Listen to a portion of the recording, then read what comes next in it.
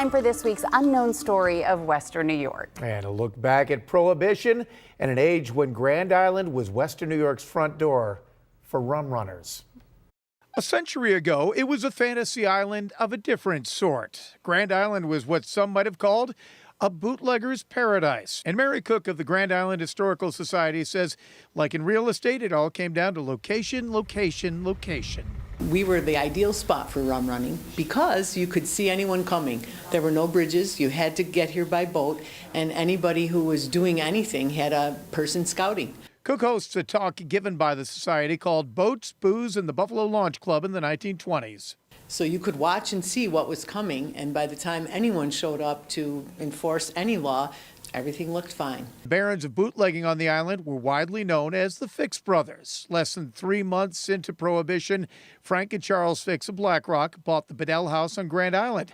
They already owned the Grand Island Ferry, and with this new law of the land, they saw an ocean of opportunity. In no time, they had amassed a fleet that included 2 military surplus sub-chasers, like the one pictured here, a speedboat, a steel-framed ferry, and several steamers. Despite their law-bending business, though, the Fix brothers were loved on the island. A Courier Express reporter came to the island in 1925 and tried to find dirt on the Fix brothers and wrote that so many people said, well, all they do is run liquor. What's the deal? So there was a huge demand. This old home video shows the traffic on the river at the time, but the only records of the rum running comes through oral history as well as police records, because they were also on the radar of law enforcement.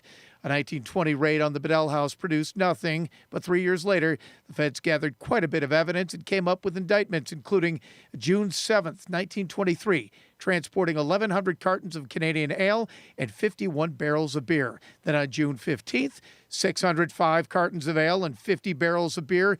July 8th, 800 cartons of ale and 60 half barrels of beer. And then on July 16th, 350 cases of whiskey.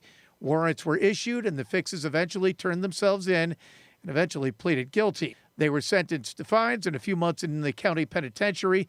And although the feds declared it the most powerful ring of liquor smugglers had been smashed, the Fix brothers are said to have picked right back up when they got out. The Fixes were pretty private by design. That's why, by and large, the only records historians have are police records. You know, if you got caught, then there were indictments, then there were lists of product that was on your boat and all kinds of stuff. But other than that, there's not a whole lot.